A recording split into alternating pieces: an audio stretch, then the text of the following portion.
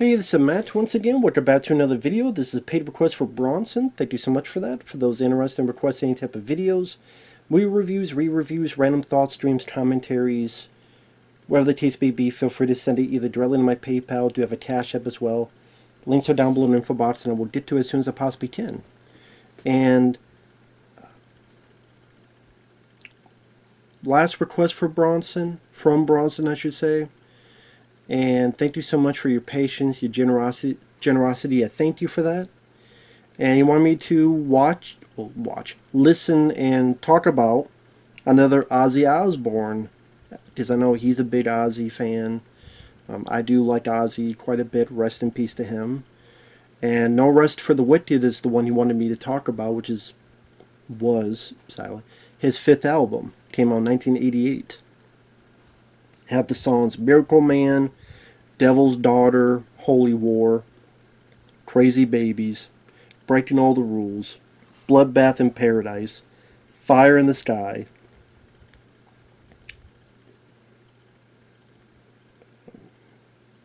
Demon Alcohol, Hero. I think like Tattoo Dancer was one. Oh, there's also one called The Liar. And I didn't mind the album, just to get straight to it. I would say I liked the previous album Bronson had me review more. The one that had Crazy Train and some of those other songs on it. Some of the stuff later on I liked a bit more when they were a bit more like ballads.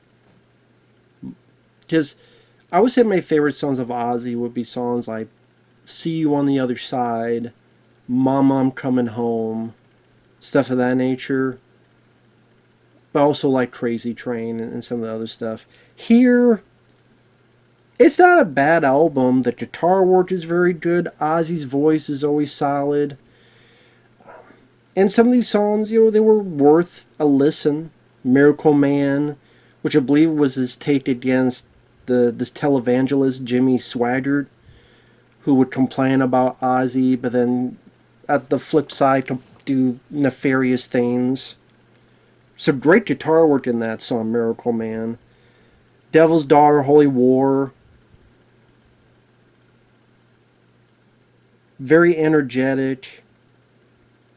I like the Devil's Daughter, watching you.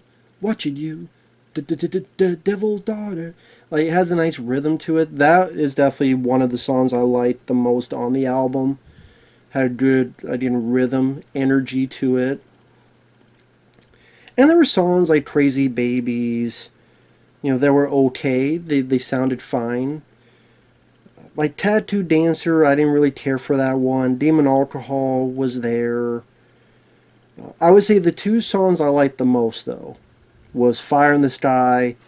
I liked the ethereal sound and opening. Had a different vibe. I loved the rhythm to it. Can't you see that all my castles are burning? It just sounded more unique compared to the other stuff. And that doesn't always mean a good thing, but this I thought it was a nice change of pace and was more of what either I grew up with in terms of Ozzy songs, or the rest of it, like the stuff I mentioned before, sounded for the most part fine or good, but Fire in the Sky I really did like. The only one I really liked is Hero. I thought that one also had a good soulful expression to it. I like the lyrics, I don't want to be a hero, I don't want to let you down, I don't even understand me. I thought that one was very... I mean, that song could work today, let alone back then. And like I say, Hero and Fire in the Sky, those are the songs that really stood out to me. And The Liar wasn't bad either. The Liar wasn't bad either. Now, this is a time when, with Ozzy, I mean, I think some people were not sure when he was out of Black Sabbath, could he make it on his own? And he definitely proved he could. He absolutely proved that he could. Because he released a lot of bangers. And Blizzard of Oz, his first solo album, that was the one I was talking about that Bronson had me review. Does that Crazy Train, Goodbye to Romance, Mr. Crowley? Like, for me, those were bigger bangers compared to the ones on this. So I would say Blizzard of Oz I liked more.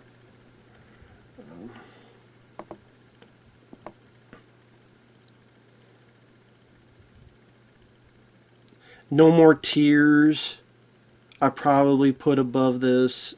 Because from what little I remember, Mom, I'm Coming Home, Desire, No More Tears, Hellraiser, which I like the Motorhead version as well. And someone actually did a version. Well, so okay, a fan put the two of them together. Then years later, that was kind of done officially. But the one the fan did actually sounded a lot better, where they put Ozzy and Motorhead, Lemmy together. I'm like, the fan one. In fact, you know what? Let me give a shout out to that, just because I'll know when I see the thumbnail.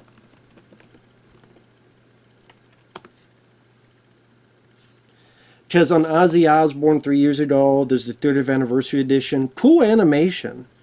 Very cool animation. But there's a fan. Here it is. Camille Black. Kamilblack. Camille Black. That to me was a much better. Actually,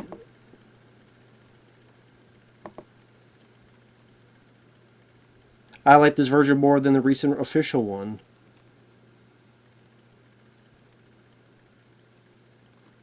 And I'm kind of curious. Sorry, I go down these roads. Way better than the official one. You can tell the newer mix favors Ozzy. This one's way better than the official.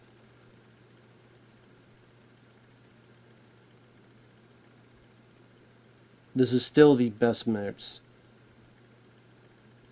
Better mix than the official 30. Yeah, so I'm not alone in that. Because this one felt like this was more equal Ozzy and Lemmy. So yeah, Camille Black. Definitely give that a listen for people. If you type Motorhead and Ozzy Osbourne, Hellraiser, the best mix, it's the one where there's like two cartoon drawings, black and white, of Ozzy and Lemmy. And Lemmy's holding like a beer. It's from 14 years ago. So, all those clues will tell you how to find it. So, what was there's another one that I wanted to, was it this one? Black Rain?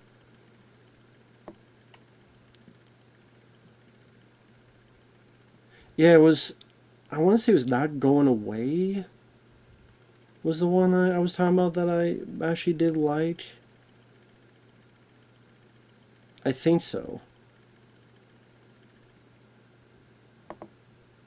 I could be wrong, but I think so. Dreamer, I like that song as well. I'm just curious, which one had See You on the Other Side? Okay. Osmosis, that's the one. Okay. Perry Mason, Goes Behind My Eyes, Thunder Underground, Denial. Okay. So I just wanted to double check on stuff, sorry. But yeah, No Rest for the Wicked. Let me get back to that one. Because by this point he had done Blizzard of Oz, Diary of a Madman, Bark at the Moon, and The Ultimate Sin. And Zach Wilde was on guitar, Bob Daisley on bass, Randy Castillo on drums, and John Sinclair on keyboards.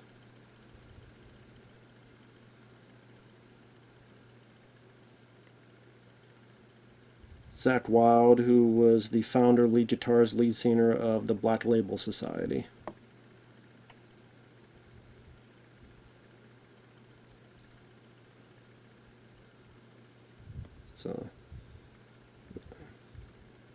So it was the first album to feature Zakk Wylde. So there you go. Good work on the guitar work, gotta say. Very good work. I mean, the others did good work too, but again, Ozzy and the guitar is what just stood out the most, to me at least. And yeah, overall, the album, I would say I like the Blizzard of Oz one more. Some of those other ones that had like See You on the Other Side and Mama I'm Coming Home, I probably would have liked those more. This still good though. That's the thing. I don't think there's a bad, at least that I've heard so far, a bad Ozzy album. Because they're still nice to listen to compared to music today where it's all auto tune and all sorts of horse shit. Still nice. And again, Fire in the Sky and Hero, like Hero I never heard of before. So it was nice to listen to that for the first time. That was good. That's good. And Fire in the Sky, I might have heard that before, but it was once a long time ago. So to re-listen to that was a nice, pleasant surprise as well. So Fire in the Sky and Hero at the very least are my two favorites. Then I'd probably go after those two. Probably Devil's Daughter, Holy War would be number 3. The Liar number 4. I like the tone of that one. I guess Miracle Man number 5. Again, because of the guitar work. So I'd probably say those are my 5 favorite songs on the album. And I guess Tattoo Dancer, Demon Alcohol, those are probably the ones that I just, didn't really get into at all. But that's just me. But again, always a pleasure to listen to Ozzy, so thanks to Bronson for that. He's always very kind on that. Rest in peace to Ozzy Osbourne. Talented, just completely 100% talented, a legend, so much great work, and just always a shame. I always think about, I know it seems stupid, but got that Osbourne's DVD back there, which is, I did see clips of that when he passed away, and funny, entertaining. I only got through bits of the first season because other things came up, but yeah, it's a shame. But on the flip side, he got to do one last big show. He got to do what he loved. He went out with a bang.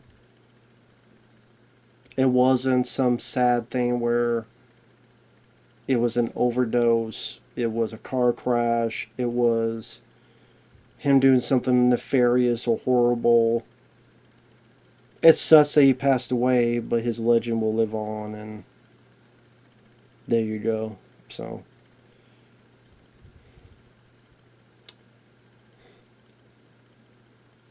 who doesn't want to live on as a legend? But rest in peace to Ozzy. Great to listen to the album. Thank you once again, Bronson. Take care, everyone. We'll see you guys later. Bye-bye for now.